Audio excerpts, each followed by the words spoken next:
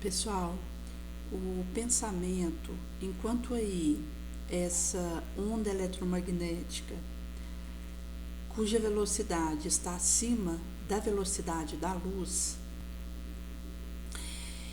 ele tem aí essa força, portanto, eletromagnética. A eletricidade per si é uma dinâmica energia, enquanto que o magnetismo é uma estática energia.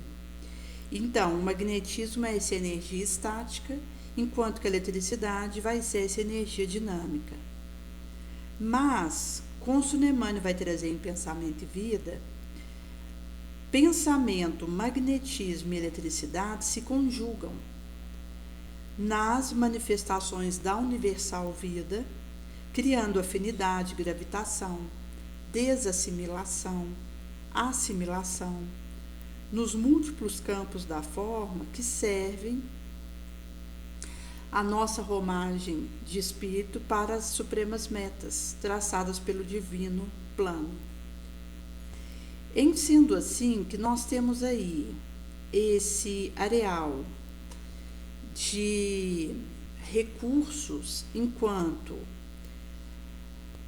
o potencial inimaginável de forças mento-eletromagnéticas que o espírito gera em si mesmo, exteriorizando nessa psíquica corrente valores e recursos que acumula em si próprio. Nesse sentido que, no aspecto da valor e recurso que a gente vai fazendo essa agremiação dentro de nós e essa acumulação, vai acontecer que isso vai sendo exteriorizado nessa psíquica corrente. Como isso não vai ser trago aí em mecanismos da mediunidade. Quando a gente considera, por exemplo, que essa força mento-eletromagnética, que é o pensamento, movimenta partículas mentais, nós vamos ter aí o ectoplasma, que é um acoplamento entre física e matéria astral. Até porque, se nós considerarmos, por exemplo, a questão dos materiais que foram usados para elaborar o orbe Terra e até mesmo para preparar aqui para o que viria no subsequente, enquanto essa plasmação, para que a vida acontecesse aqui, vai dizer para nós que quando foi feito aí a busca desses materiais, que alguns estavam em outros planetas, outros no mundo dos espíritos, outros no espaço sideral, mas que, à medida que Jesus ia fazendo a plasmação desse orbe, esses materiais eram requeridos, isso ia sendo trago para que pudesse, então, ser feito o estabelecimento da vida consoante nós conhecemos hoje, que foi aí um gradual, que começou desde a forma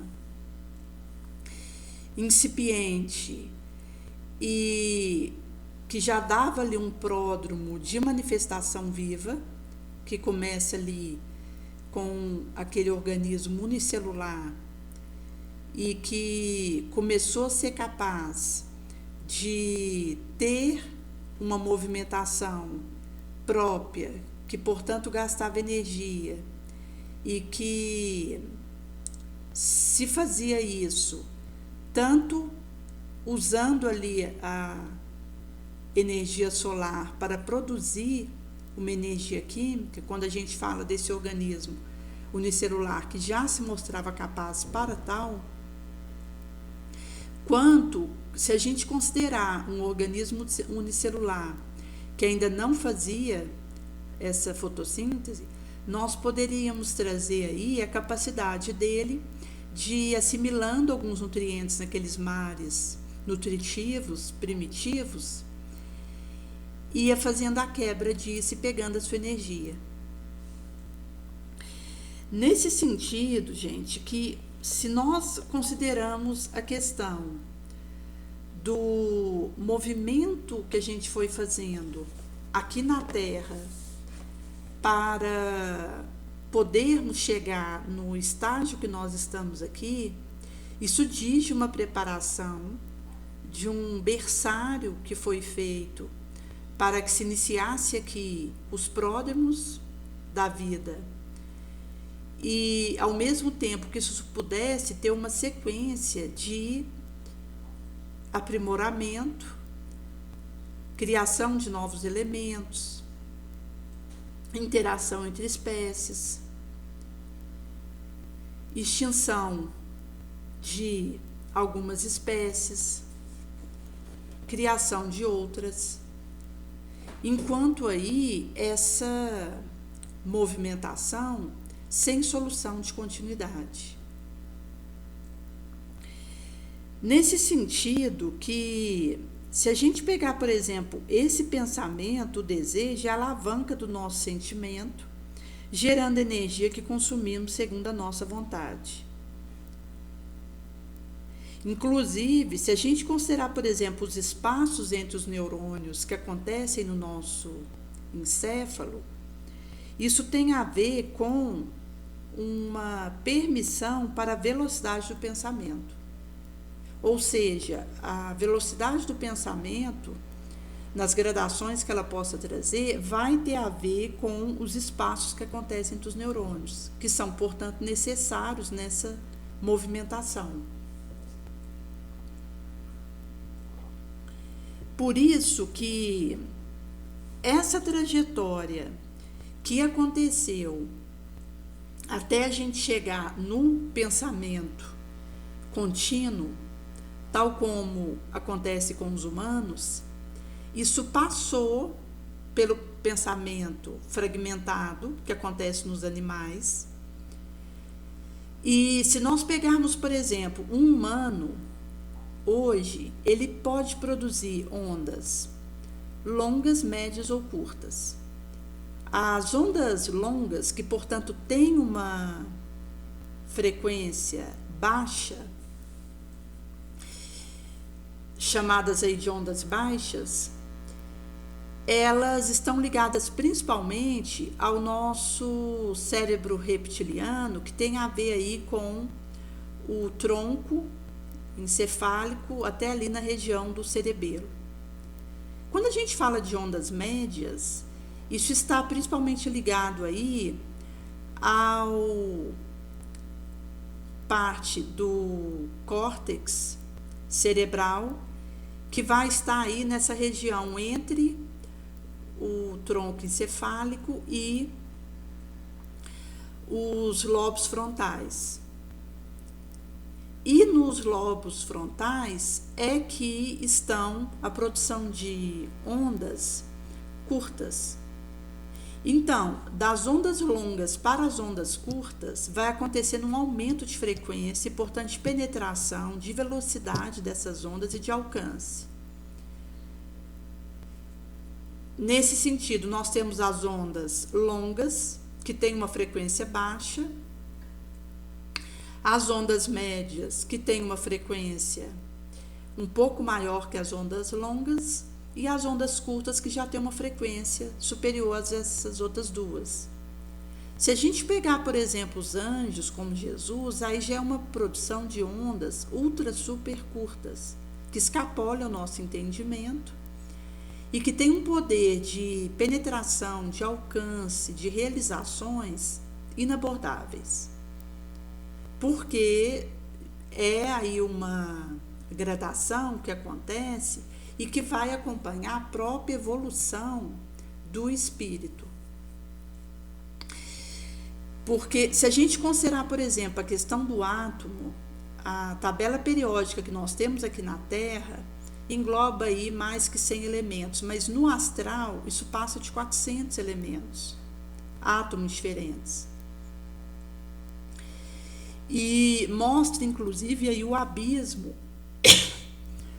a vala que existe entre Jesus e nós. Certa feita, o Geraldinho tinha perguntado para o Chico qual que é a distância entre nós e Jesus. E o Chico tinha ali 3 cachorros. Uma era a Fofa, que de fofa nada tinha, porque avançava nas pessoas. Tinha também o Brinquinho, que já era um cachorro tranquilo.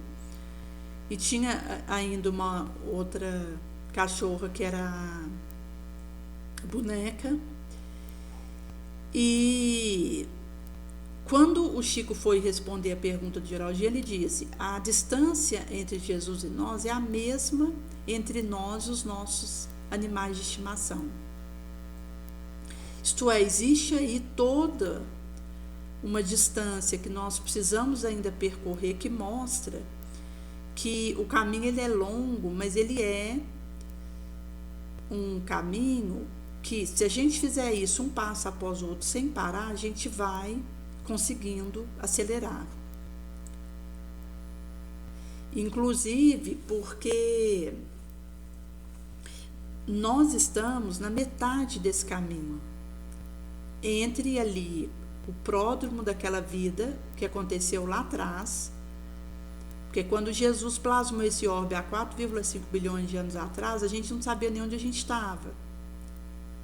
E acontece que, a partir ali daquela plasmação que ele fez do orbe, daquele pródromo de vida, foi acontecer num contínuo, e nós, nesse momento, estamos na metade do caminho. A gente tem aí essa metade que falta percorrer para a gente chegar na arcanitude, conforme aí essa escala que acontece de evolução, e que, portanto, existem aí variados aspectos que estão inacessíveis para a nossa percepção. Porque se a gente considerar, por exemplo, aquilo que a gente consegue ver na escala das ondas eletromagnéticas, é uma porção ínfima. A maior parte dessa escala, tanto considerando ondas mais baixas quanto ondas mais altas, aqui falando em termos de frequência, se a gente pegar ali uma escala das ondas eletromagnéticas, tem aquelas que têm frequências mais baixas e aquelas que têm frequências mais altas. Inclusive, se a gente considerar, por exemplo, os raios gama, que tem aí frequências altíssimas, e por isso também o poder destruidor que acontece dessas ondas, devido à frequência e velocidade que elas trazem. Mas nessa escala, gente, de ondas, a parte que nós conseguimos ver com a nossa visão física, ela é ínfima. Então, você tem aí todo um areal para as ondas mais altas, enquanto de frequência, que a gente não vê, incluindo os raios X, os raios gama, que inclusive aí tem a coloração que vai do azul até o violeta. Então, é o azul, o branco, cinza, violeta, que pega aí o lilás, que são as tonalidades das frequências mais altas e, portanto, mais elevadas. Porque quando a gente fala de frequência mais alta, quanto mais alta a frequência de uma onda, mais está aí no atributo da angelitude. Naturalmente que nós podemos emitir ondas altas,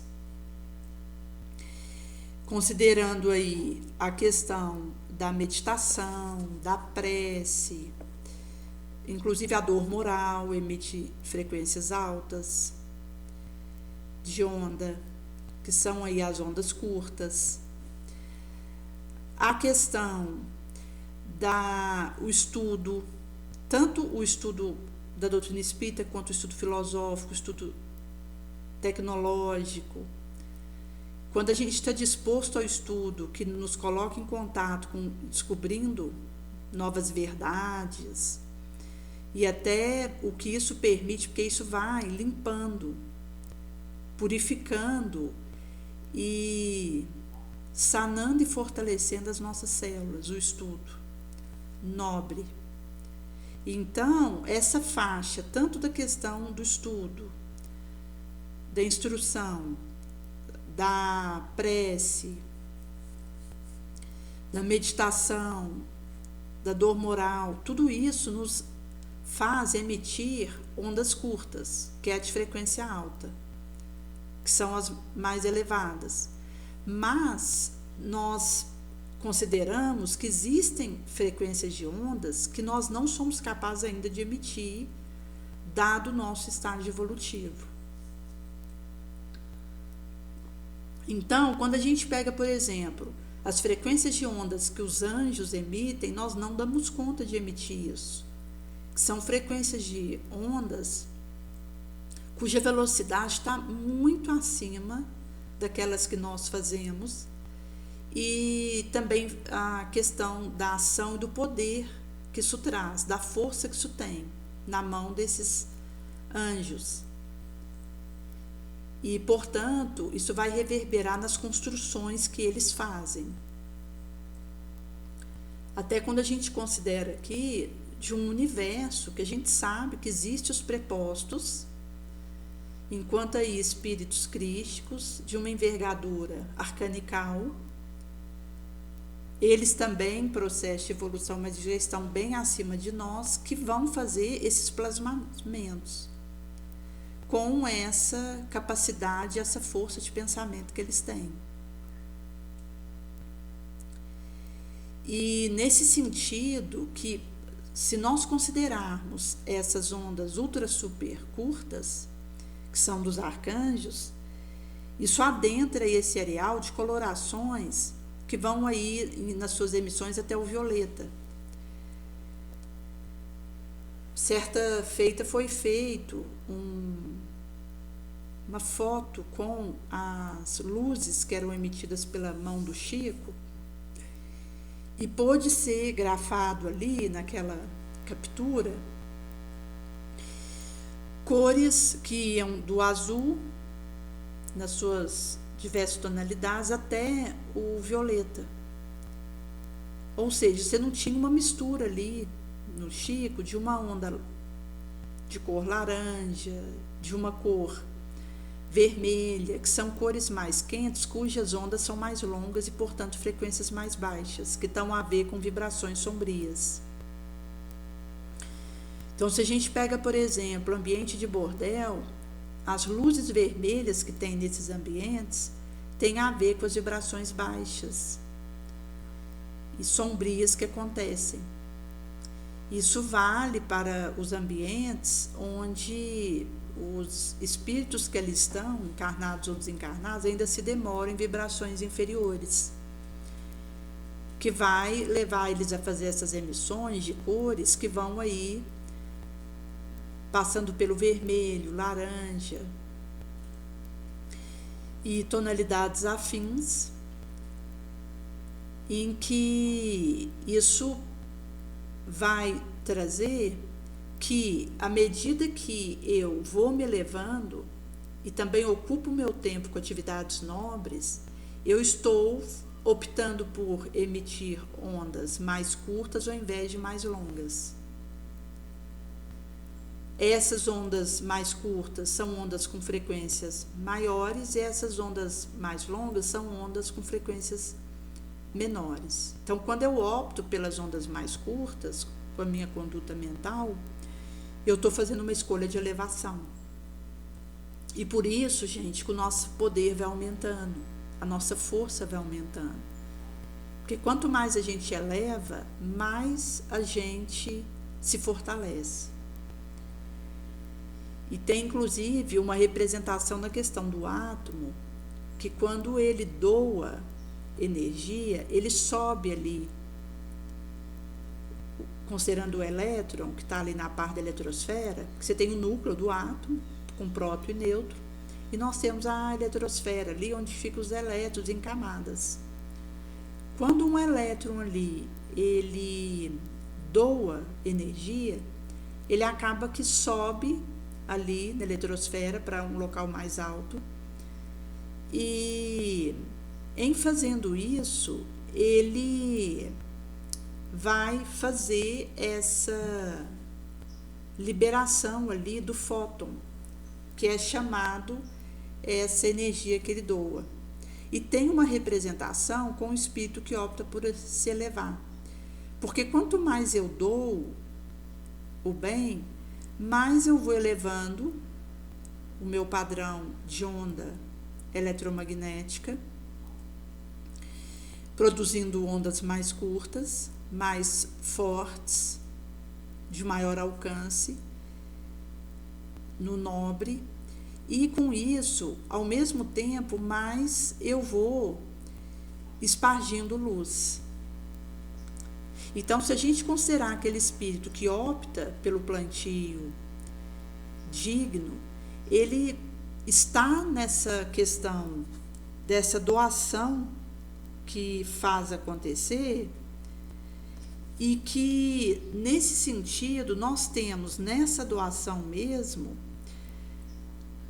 a presença de Jesus com o seu norte. Visto que em Jesus mesmo o ato de doar se torna um completo ciclo de íntimo aperfeiçoamento. Então, essa representação traz para nós dessa quinta força que divinal jaz no nosso imo, que é a incoercível força do amor. Por isso, gente, que nós somos chamados ao estudo e a importância disso. Inclusive, quando a gente considera, por exemplo, na atualidade, que nós somos chamados a conversar com as diferentes frentes de conhecimentos que existem, considerando aí os avanços tecnológicos de pesquisa que existem,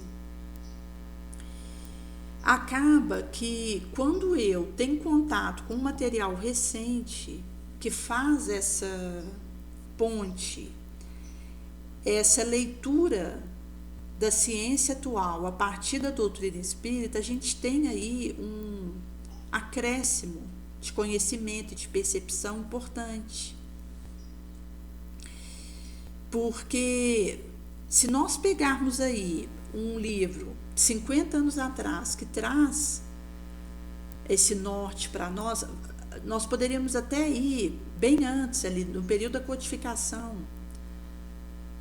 no final do século XIX, quando Kardec nos trouxe essa consoladora doutrina, ali pelas obras da codificação, em que nós temos aí no Evangelho segundo o Espiritismo o nosso livro de cabeceira, porque inclusive o espírita, ele deita com o Evangelho segundo o Espiritismo e acorda com ele, né? Porque a gente costuma ler ali um trecho antes de deitar, quando acorda lê um trecho, e sempre é um repositório e um local onde o Cristo nos ensina muito, porque é a moral do Cristo que não envelhece, que sempre é nova e que sempre está nos ensinando coisas novas. Mas, mesmo a gente considerando que depois ali, com a leva da lavra mediúnica do Chico, que aconteceu ali no século passado, ao longo ali dos seus mais de 90 anos de trajetória física, e que deixou aí mais de 550 livros para nós, e tudo que nos foi revelado. Então a gente sabe que ali estão princípios que sempre que você volta naquela leitura, novos entendimentos, revelações, insights, intuições nos são dados.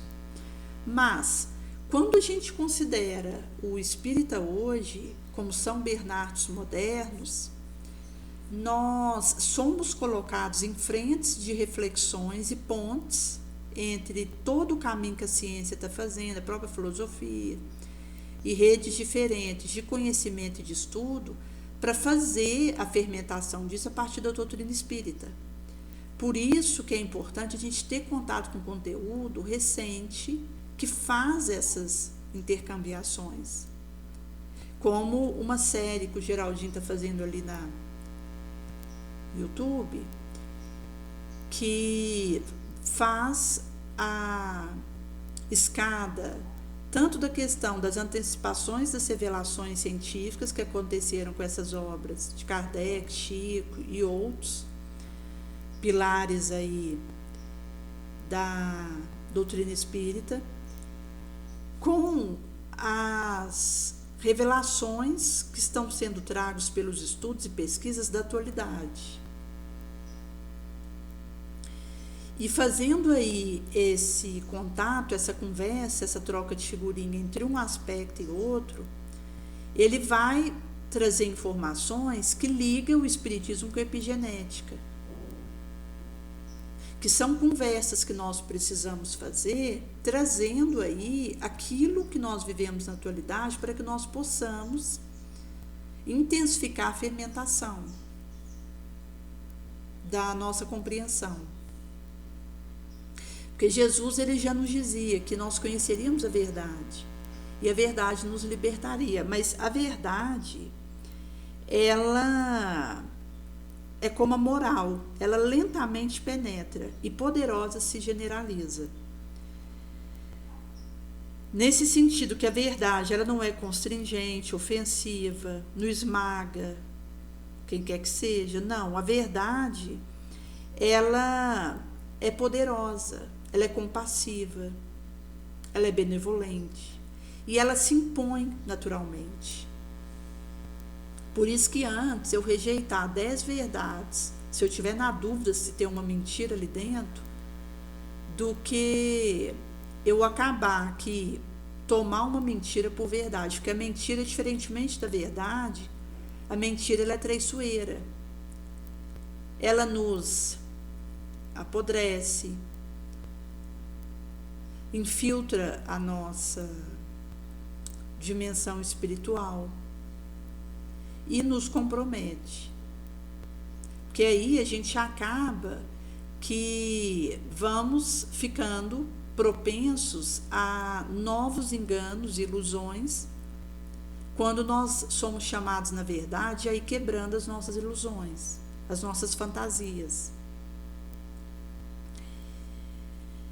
Nesse sentido que, quando nós consideramos esse derramamento sobre nós, isso tem a ver com esses areais de reflexões que nós precisamos realizar.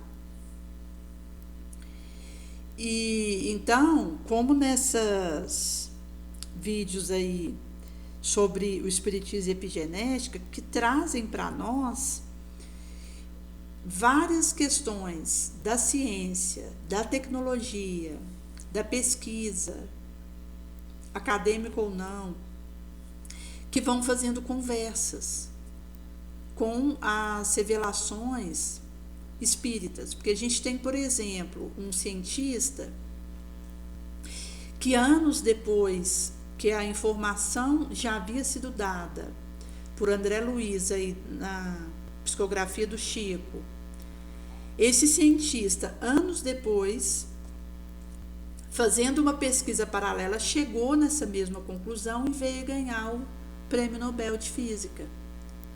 Mas, ou seja, algo que já tinha sido trago pela psicografia do Chico, anos atrás, ali, meados do século passado, e que esse cientista no século atual, ou mesmo depois, no século passado, pegando essas informações e fazendo novos estudos em cima disso, acaba chegando nos mesmos pontos que já tinham sido tragos, distribuídos, e ganha o Prêmio Nobel de Física por isso. Então, mostra o pioneirismo das revelações espíritas na nossa direção, inclusive André Luiz ia dizer que tinha muitas coisas que não podiam ser reveladas para nós ainda. Até mesmo para ele, o André Luiz, tinham situações que ele não podia acessar, locais que era proibido para ele ir, e conhecimentos que ainda estavam vedados para ele, porque ele ainda não tinha condições de ter acesso àquilo. E em vários trechos ali da coleção A Vida no Mundo Espiritual, ele traz para nós que determinadas informações eram vedadas pelos maiores de serem faladas. Às vezes ele tinha que trazer um dado recorte, amainando, suavizando aquilo que ele estava assistindo, vendo, ocultando algumas informações que nós não teríamos como assimilar naquele momento, de alguma forma.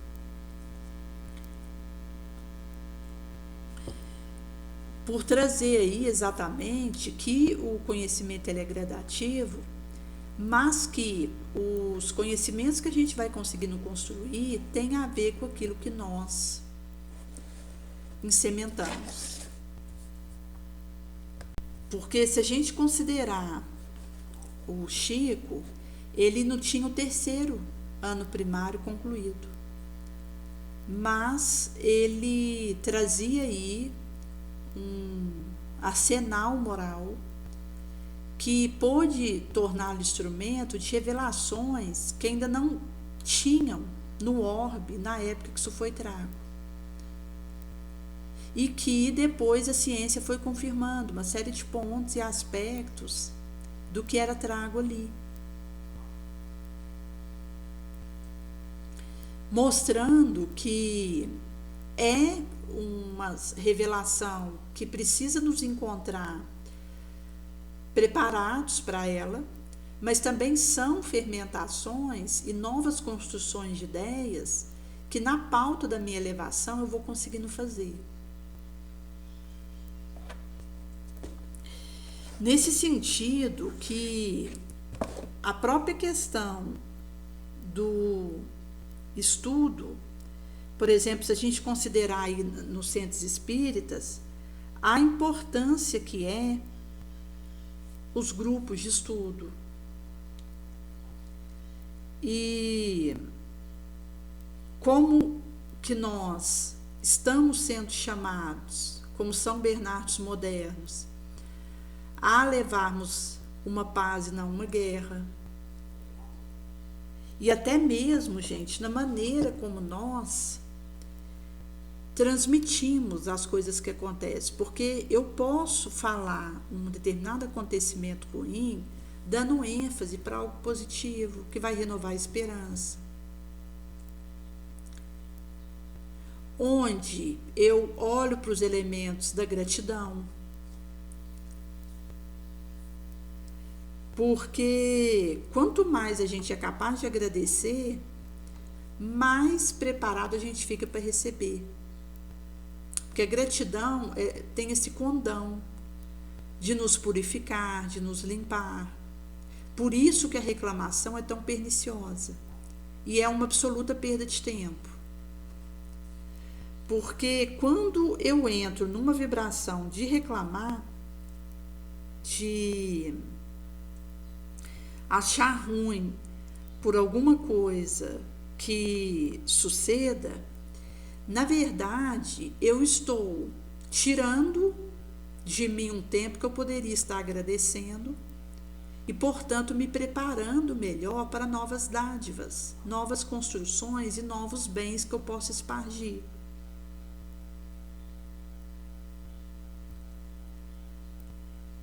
Porque a gratidão, ela forma essa corrente no bem, esse fortalecimento moral, essa corrente da prece, essa vigilância, onde quanto mais eu consigo agradecer, mais eu fico preparada para receber, porque o espírito de agradecimento muda o coração, muda o ambiente e muda o resultado.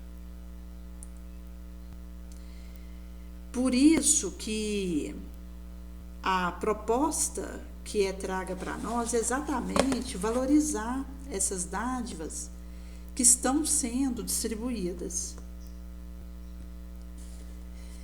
Isso passa, por exemplo, pela questão do nossa frequentação no grupo de estudo.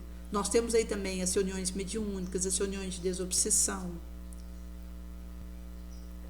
que cada um vai ter contato aí com aquilo que está sendo chamado a lavrar, a realizar. Porque nós já temos aí uma visão pífia. Se a gente considerar, por exemplo, naquela escala que nós faláramos das ondas eletromagnéticas, a gente vê uma parte ínfima. A maior parte das ondas que existem, a gente não vê com o olho da cara. E o visão é um dos sentidos mais passíveis de erro. Que a gente está mais propenso a errar é com a nossa visão. E até quando a gente considera, por exemplo, quando nós estamos dormindo, porque a gente costuma confundir com muita facilidade aquilo que nós vivemos enquanto a gente estava dormindo, ao fazer a análise disso.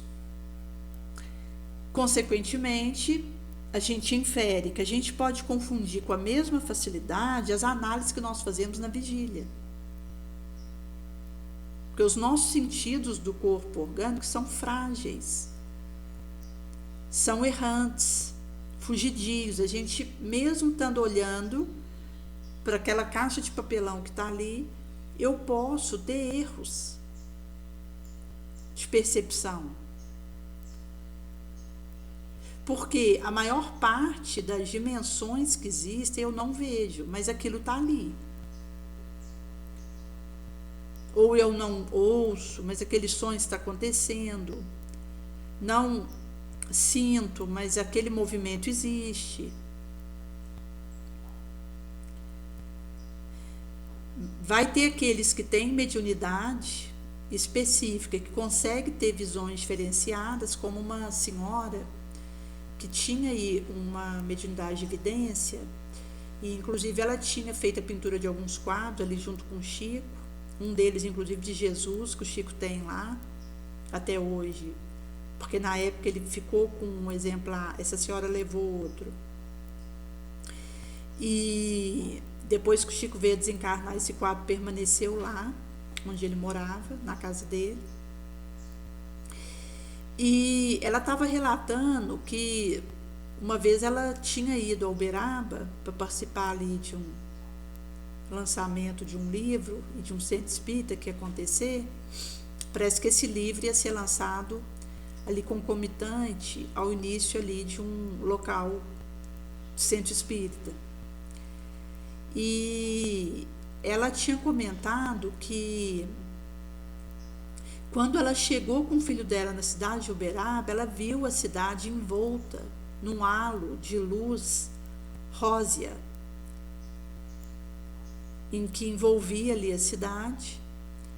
E aí ela ficou sabendo que o Chico ia para essa inauguração ali daquele centro espírita e para aquele lançamento do livro, e ela foi para lá, inclusive propôs de encontrá-lo, e ao vê-lo, eles puderam lhe trocar uma figurinha, mas ela disse que o Chico já estava ali, até pela idade avançada, andando com dificuldade. E ela falava o privilégio que é ali Uberaba, pela visão que ela teve, pela mediunidade de evidência desse halo rósea envolvendo a cidade. Mostra que tem aqueles médiuns que, dependendo do tipo de mediunidade que tiver, vê algo diferente que os outros não vê, ou escuta algo diferente que os outros não escutam. Cheiro, tem o olfato para algum cheiro que os outros não têm. A mesma coisa para o tato, até mesmo paladar, porque tem aqueles que dizem que depois que a água é fluidificada e coloca na boca, sente um gosto diferente da água fluidificada. Tem aqueles que não sentem esse gosto, tem outros que sentem. Então tem a ver aí com uma mediunidade do paladar. E nesse sentido que, trazendo para nós que, mesmo que nós tenhamos a questão da mediunidade de cada qual, mas considerando num geral, os nossos sentidos são errantes, orgânicos, fugidios, vulneráveis, passíveis de erro. Nesse sentido que a questão da nossa percepção e da análise que a gente faz precisa ter como pauta a nossa elevação moral. Porque aí a gente vai diminuindo o risco de errar e aumentando a chance de acertar. Porque a questão do burilamento moral, da reforma moral, ela precisa estar no centro das nossas cogitações. Porque é pela reforma moral que a gente entra em contato com os bons espíritos. É pela transformação moral que eu faço dentro de mim que o bom espírito ele vem até mim.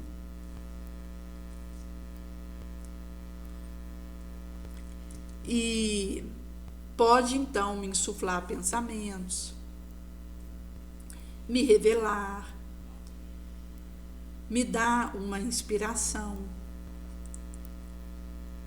que tem a ver aí com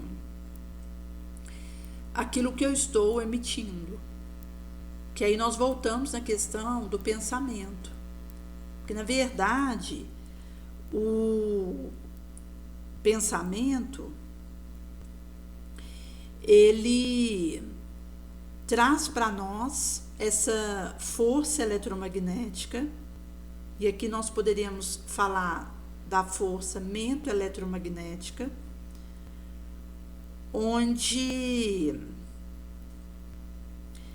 nós estamos aí nesse querer, essa vontade, que é o desejo, que é a alavanca da nossa emoção. Então, vai gerar energia, essa vibração que nós consumimos segundo a nossa vontade. Então, se eu estou com o meu pensamento harmonizado, em paz, eu fico em paz. Agora, se o meu pensamento está desordenado, ele está doente, eu estou, na verdade, em desequilíbrio, em desalinho.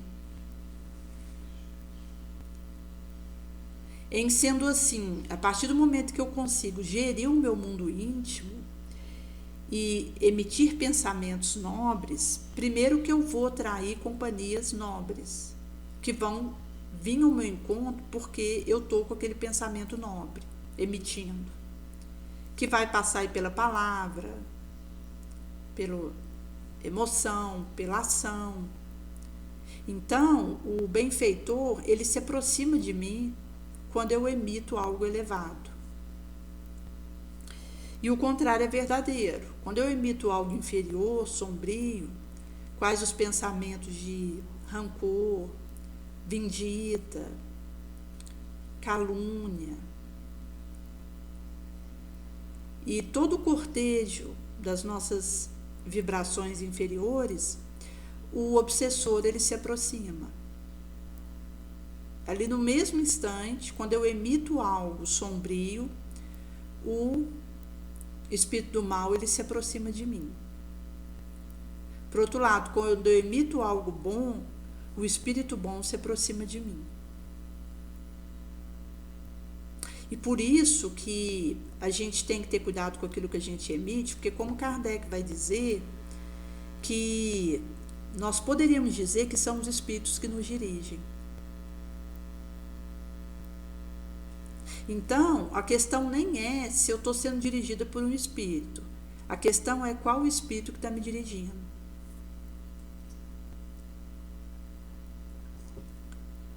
E aí, nesse sentido, a partir daquilo que eu emito, eu vou ter como divisar quem está me dirigindo.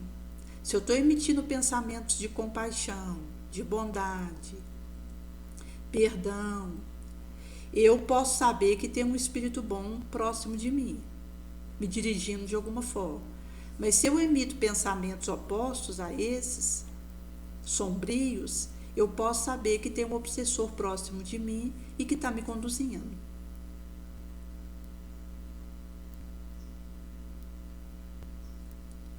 Nesse sentido que, quando essa aproximação acontece, de acordo com aquilo que eu estou emitindo, começar do meu pensamento, se liga a mim e vai acabar tendo aí uma predestinação naquilo que eu vou fazendo a partir dali.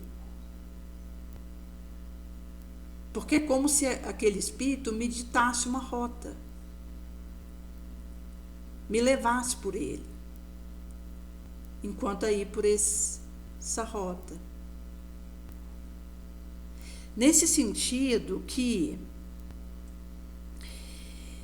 eu, inclusive, posso me demorar séculos no fundo do poço, até que eu tenha força suficiente para mudar. Agora, quando a gente fala dessa habilidade moral conferida por Jesus, na pauta do nosso esforço, da nossa edificação, isso vai me fazer em busca desse desiderato, de mudar o meu destino para melhor. Em busca aí da estelar verdade. Por isso que a questão da ambiência moral, ela é grave.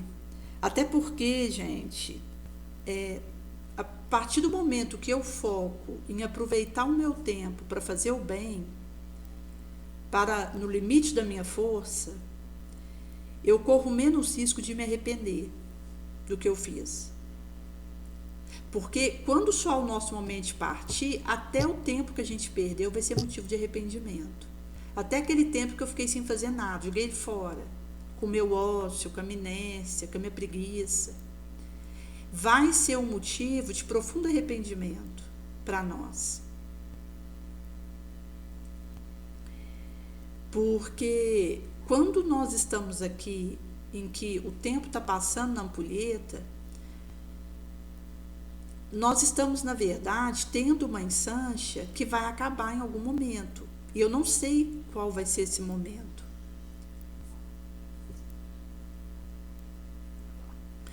Mas vai haver o show de um momento em que eu serei obrigada a voltar para o astral.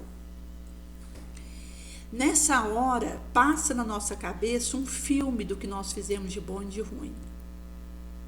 A gente consegue aí ter uma auto-pride instantâneo, numa velocidade muito rápida, que passa o que a gente fez aqui nessa trajetória.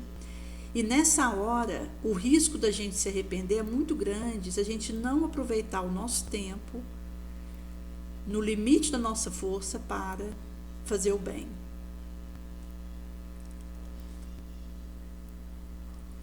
Por isso que quando Jesus ele traz para nós essa questão de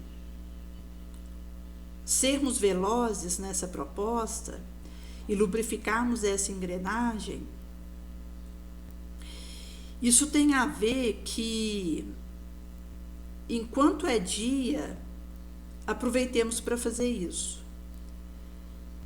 Enquanto nós estamos aqui com alguma lucidez, que é uma bênção muito grande à nossa direção, porque estarmos num corpo de carne, com todas as vicissitudes e vulnerabilidades que isso implica, lúcidos, com o conhecimento que a doutrina espírita nos traz, é um privilégio. A gente sabe que não existe exceção e nem regime de privilegiar um em detrimento dos outros, mas quando a gente tem, nesse sentido, um privilégio na nossa direção, como nesse caso, se eu não aproveitar, eu vou me arrepender amargamente. Que tem a ver aí com essa questão de fazer quanto antes a minha reforma moral, não dando espaço para a minha sombra, mas aguerridamente vencendo ela, fortalecendo a minha moral, onde inclusive eu vou me desatrelando da utopia do chão prazer, das paranoias, das psicoses, das obcecações, das indiferenças. Porque embora a gente não possa voltar atrás e fazer um novo início, nós podemos começar agora e ver essa força soberana, moral, edificar um destino novo, um novo fim. Caso nós persistamos nas nossas ilusões, no nosso orgulho, o nosso egoísmo e nas nossas quimerices, vai acontecer que nós precisaremos em algum momento nos desiludir, porque só vai precisar se desiludir quem se iludiu. E isso vai nos dizer aí que é a nossa derradeira trincheira mesmo de resistência a cada momento de risco que nós corremos. Por isso que esse movimento que nós passamos a ser capazes de adquirir aqui,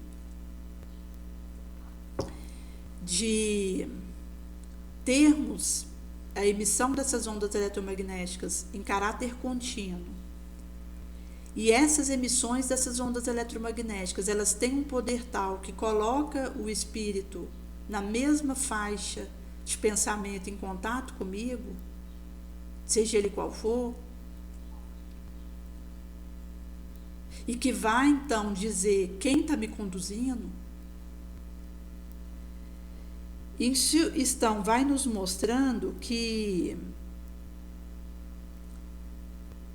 partículas e átomos mentais obedecem às leis da mecânica quântica, inseridos em normas que vão corresponder à lei dos quanta de energia e aos princípios da ondulatória mecânica, que lhes imprimem cor peculiares e frequência.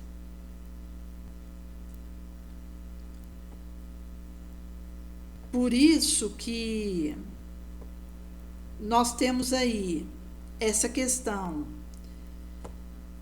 de uma oportunidade que soa a cada instante e que nos convida aí a darmos esse passo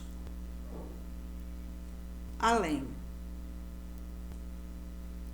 Porque o pensamento é o potencial primário imprescindível em qualquer realização.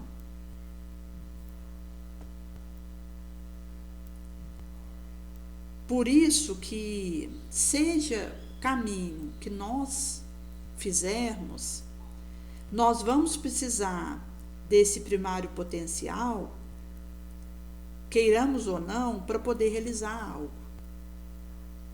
E aquele que pensa em algo, enquanto algo que eu estou arquitetando para vir a realizar, eu já começo a construir aquilo, via pensamento, depois usando os meus sentimentos que são envolvidos. E eu vou chegar na questão das palavras, das ações propriamente ditas, mas eu estou aí usando essa força eletromagnética que trago, enquanto essas partículas mentais, o nosso pensamento, para já construir um sonho, uma proposta, um foco. Por isso que quando a gente consegue dominar o nosso pensamento e controlar ele, a gente consegue focar naquele alvo, qual o da nossa elevação moral, e aí a gente consegue ser fiel a isso. Por isso que ser fiel até o derradeiro momento que pede o sacrifício de nós no caminho do serviço com Jesus passa por uma capacidade que eu adquiri de controlar o meu pensamento, de movimentar ele para o que desejo realizar, o desiderato que desejo. Porque quando eu adquiro essa capacidade, eu faço esse treino para o meu pensamento, eu estou, na verdade, já fazendo as antecipações de toda luz que eu desejo espargir, e por isso que isso já vai me ajudando a ser fiel nesse caminho. Que aí eu já estou, por antecipação, vibrando isso. E nesse sentido, vai já se tornando algo da minha rotina. E aí é possível que eu dê continuidade a isso. Porque não é tanto o que eu sou, o que eu tenho, é o que eu faço com isso. E também não é tanto nem o que eu sou, nem o que eu tenho, nem o que eu faço, é o que eu faço com tudo isso. Então, esse domínio do pensamento me faz focar na vitória moral e, portanto, manobrar todos esses elementos para esse desiderato, para chegar nisso.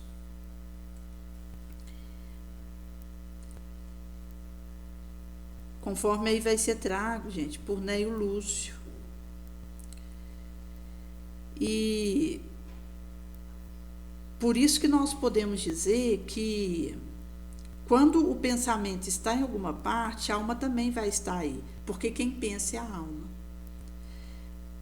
Visto ser o pensamento um atributo da alma. E nesse sentido que nós estaremos, de fato, fazendo esse desejo que vai alavancar o nosso sentimento, então gerando energia, e aqui a gente colocaria a força, porque ao mesmo tempo que o pensamento é essa força eletromagnética, isso retroalimenta e feedbacka, porque então esse pensamento mesmo, esse desejo alavancando a nossa emoção, vai gerar energia, força, que vamos consumir segundo o nosso querer e segundo a nossa vontade.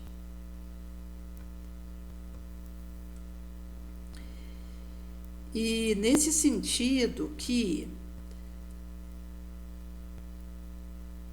nós temos aí esse potencial que nós não enxergamos de pronto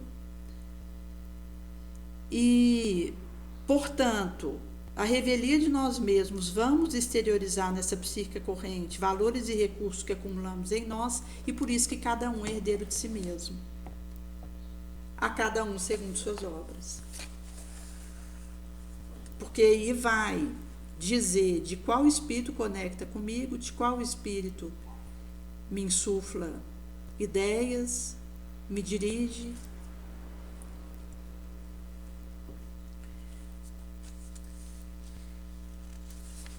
Por isso que nós temos aí essa vigilância pregoada por Jesus, que vai nos dizer que nós precisamos desconfiar dos profetas falsos, sobretudo num tempo de renovação, porque impostores muitos se diriam enviados de Deus. Que isso não está só entre encarnado, mas em maior número entre os orgulhosos espíritos que, sob uma aparência falsa de caridade, semeia desunião, discórdia e retarda a obra de emancipação da humanidade terráquea, lançando de permeio absurdos sistemas que fazem os médios acatarem, e para fascinar melhor aqueles aos quais intentam enganar, para fazer um peso maior às suas teorias, dando ornamentos sem escrúpulo de nomes que não seriam pronunciados senão com respeito muito. Agora, se a gente considerar, por exemplo, o trabalho que eu assumo, eu preciso pedir a aptidão mental. Porque aquele que realmente deseja seguir esse caminho nobre, ele quer mais trabalho no bem. Então, peçamos a Jesus mais trabalho. Mas, peçamos juntos uma atitude mental que nos torne capazes de realizar o trabalho que nos foi confiado. Porque você não vai confiar o comando de um exército a alguém que não tem capacidade. Você vai confiar o comando desse exército mesmo a um cabo general que tem capacidade de dirigir. Então, Jesus vai nos confiar missões que ele perceba em nós capacidade de cumpri-las, porque são pesados fardos. E esses fardos acabariam esmagando o homem fraco, muito, para os carregar. Por isso que, à medida que a gente eleva, a gente desenvolve força moral, que nos permite assumir trabalhos outros, que vão exigir mais de nós, mas que, consequentemente, vão produzir mais frutos bons. Por isso que nós precisamos avançar em inteligência, mas sobretudo em moralidade, que eu posso desenvolver inteligência e ficar aqui em moralidade, que é muito do que acontece conosco hoje. Então eu preciso ir atrás da minha reforma moral. Por isso que geralmente espíritos já avançados bastante, que já houveram cumprido suas provas e existências outras, se encarnam com o objetivo de determinadas tarefas. Porque eu só vou ter uma ação bonosa no meio que eu atuo se eu for moralmente superior. Caso contrário, a minha ação vai ser nula. E quando a gente fala de moralidade superior, a gente fala de uma obra do Cristo, que apesar de nós, da nossa miséria e insuficiência, nos capacita para esse labor.